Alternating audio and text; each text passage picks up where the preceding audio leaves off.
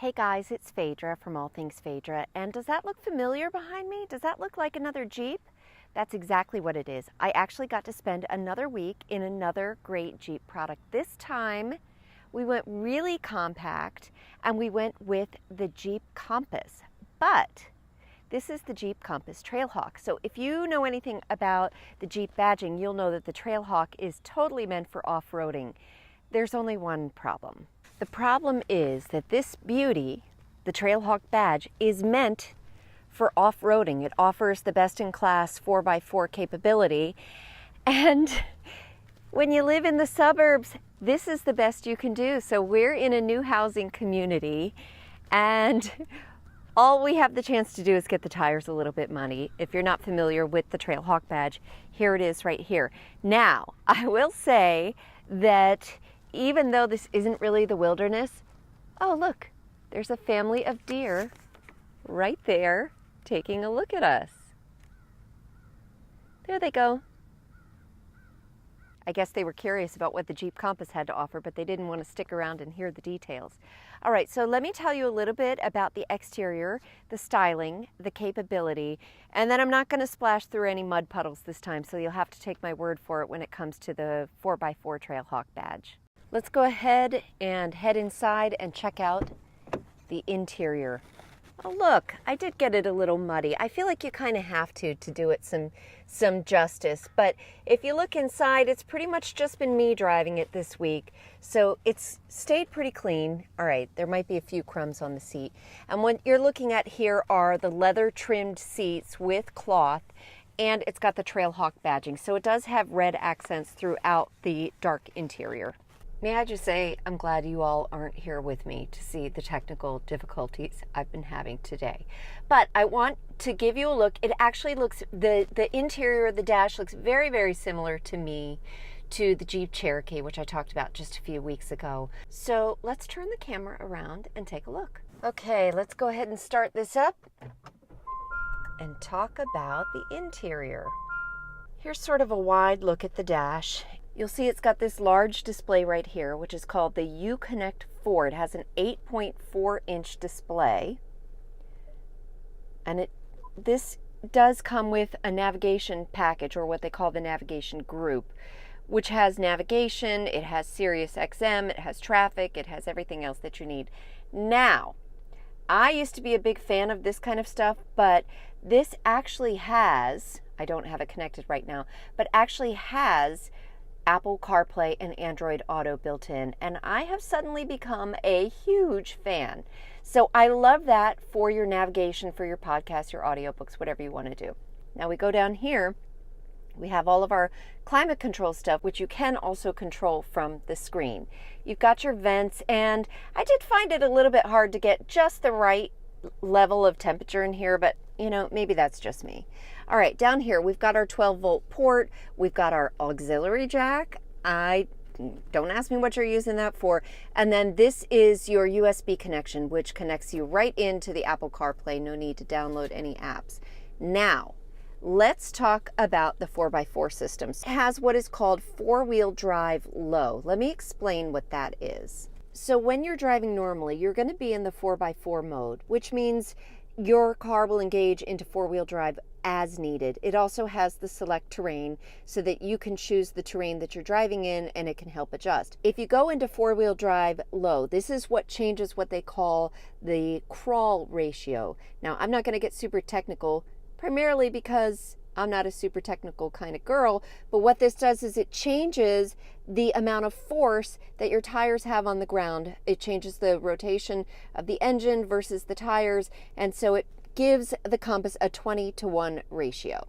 Now, if you're a serious off-roader, that's going to mean something to you. If you're not, and you're just looking for a compact SUV and you don't need that kind of capability, it won't mean much to you, in which case you probably don't need the Trailhawk. Since I'm not able to show you the off-roading capability, apparently I need to live in Washington State or California or someplace with all these cool roads, I'm going to show you a little bit more of the interior and then talk about the drive ability of this car. You've got some small cup holders. You don't have much storage space up here, but the good thing is that everything does come out in case you need to clean it up, because you might get a little bit dirty.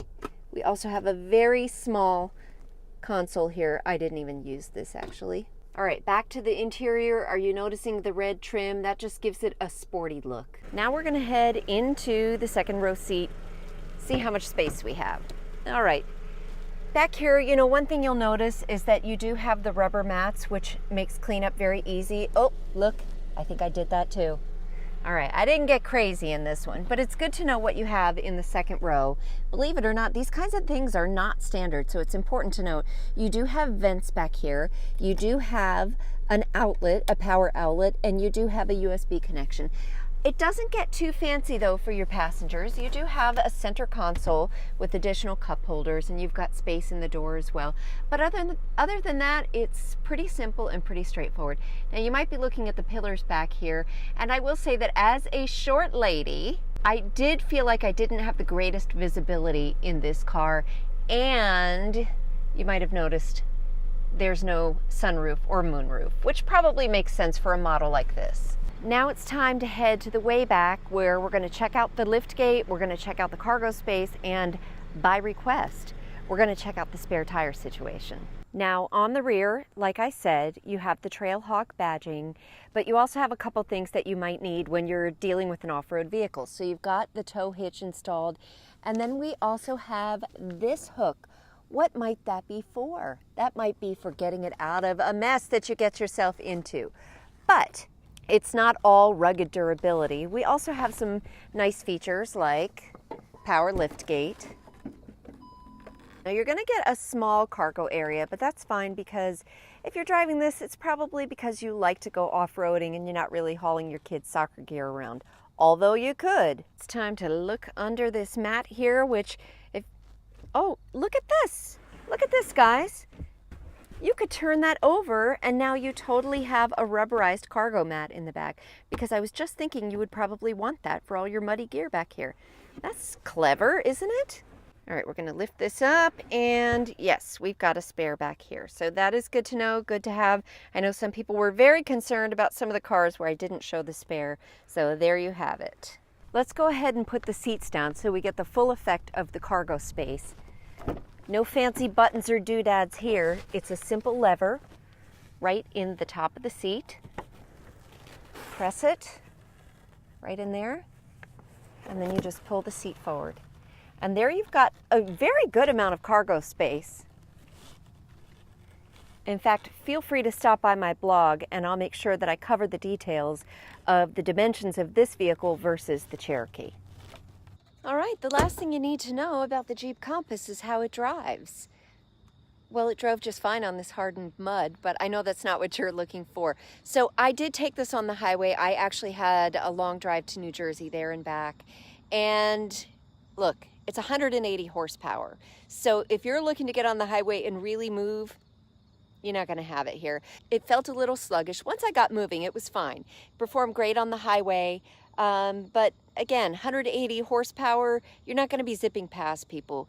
You're going to want to drive slow in this on the off-road trails. The other thing about it is that, and maybe it was my driving, but I didn't see fantastic gas mileage. So for something like this, it has the stop-start engine, which I did leave on, and I didn't mind it. I know some people get annoyed with that. I thought it was fine in this vehicle, but I averaged about 21 miles per gallon, and with mostly highway driving, I actually expected a little bit better and a little bit more. The EPA estimate is about 25 miles per gallon, but all in all, it's a good, solid, compact SUV. Look at it. Isn't it cute? So that's all I have to say for this week about the Jeep Compass. This is the 2018 Jeep Compass Trailhawk. Sorry I couldn't get it muddy for you guys, but I hope you like this video. If you do, please leave me a comment. I always love to read your comments and I always respond. And don't forget to like and subscribe so you can come back for more videos. I got a lot of good stuff coming up.